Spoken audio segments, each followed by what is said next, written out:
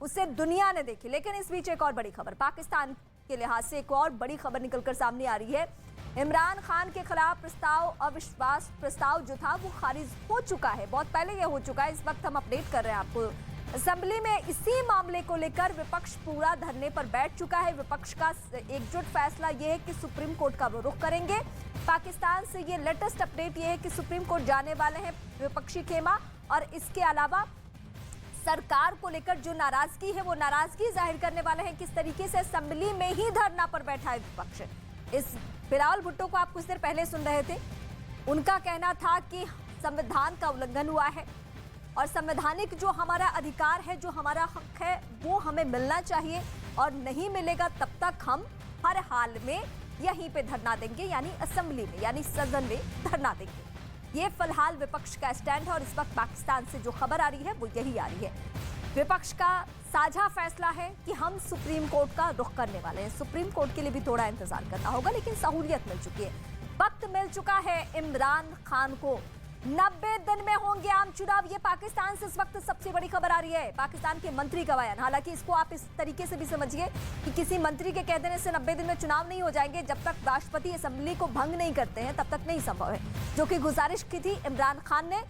हाँ, मंत्री ये कहने की कोशिश कर रहे हैं कि यहाँ नई सरकार नहीं बनने वाली है, तख्ता पलट नहीं होने वाला है, एक नई चुन के सरकार आ सकती है।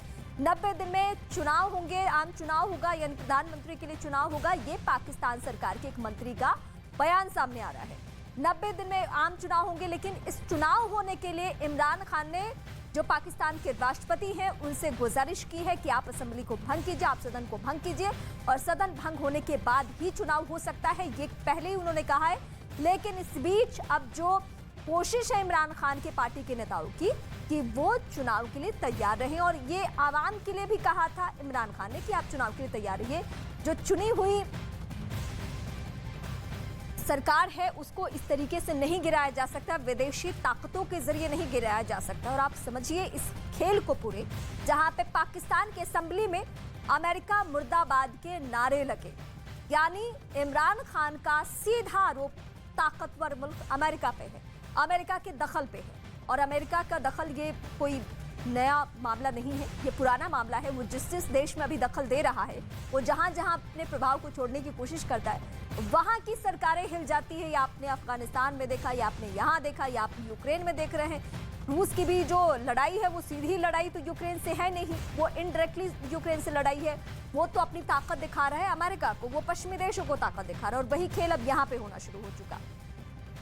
बढ़ती महंगाई और आर्थिक संकट, विदेश नीति, क्या सिर्फ यही विपक्ष के पास मुद्दा है, या इसके पीछे कुछ खेल और चल रहा है जो इमरान खान दिखाने की कोशिश कर रहे हैं? आदिल इस वक्त हमारे साथ है। आदिल, एक मुर्दाबाद नारा लगा अमेरिका को लेकर, ये जरा एंगल समझाइए, क्योंकि अब पब्लिक डोमेन में सारी बातें आ गई है।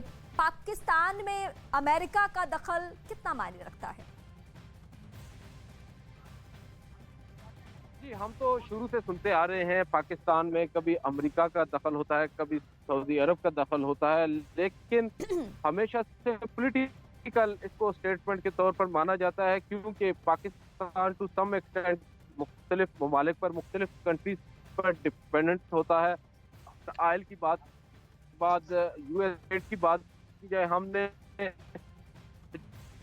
जो वार अमेरिका के साथ मिलकर लड़ी है, उसमें पाकिस्तान ने जितने हजारों लोग पाकिस्तान कुर्बान हुए हैं जाने पाकिस्तानियों की, उसके बाद मुख्तलिफ जो नैरेटिव्स हैं वो बिल्ड होते हैं। मुख्तलिफ जो अपोजिशन की जमातें होती हैं वो गवर्नमेंट की जमात पर जो है वो इल्ज़ाम लगाती है। बहरहाल इसमें कोई भी ऐसी बात नहीं की जा सकती कि पाकिस्तान जो है वो इंडिपेंडेंट नहीं है अपनी फॉरेन पॉलिसी में। शुरू से ये देखा जा रहा है कि पाकिस्तान में जब भी एक जानिब मार्शल लॉ की बात आती है, बिल्कुल ठीक है, मार्शल लॉ की हद तक पाकिस्तान में बहुत कुछ होता रहा है, लेकिन जहाँ दूसरी जानिब जुल्फ़िकार अली भुट्टो और उसके बाद बेनज़ीर भुट्टो, मियां मोहम्मद नवाज शरीफ, जितने भी लोग आए हैं, सब ने अपनी अपनी फॉरेन पॉलिसी को अपने तौर पर चलाया, और इसी तरह इमरान खान आए, उन्होंने अपने तरीके से अपनी फॉरेन पॉलिसी को चलाया। और यहाँ पर आकर सबसे बड़ी चूक जो इमरान खान से हुई है फॉरेन पॉलिसी को लेकर, वो बैलेंस नहीं कर पाए। जो मुख्तलिफ एक डिप्लोमेटिक नॉर्म्स होती हैं उनको अप्लाई नहीं कर पाए।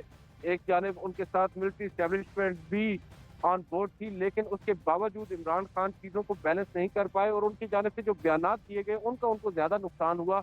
जो उन्होंने डिप्लोमेटिक सतह पर, डिप्लोमेटिक लेवल पर जो उन्होंने इक़दाम उठाए हैं, उनका इतना नुकसान नहीं हुआ जितना नुकसान इमरान खान की जानिब से दिए गए मुख्तलिफ बयानात और स्टेटमेंट का था। जैसा कि यूरोपीय यूनियन के हवाले से इमरान खान ने बयान दिया, जिसका काफ़ी ज़्यादा नुकसान हुआ पाकिस्तान को इंटरनेशनल लेवल पे। और इसी तरह मुख्तलिफ दीगर इशूज़ भी हमने देखे।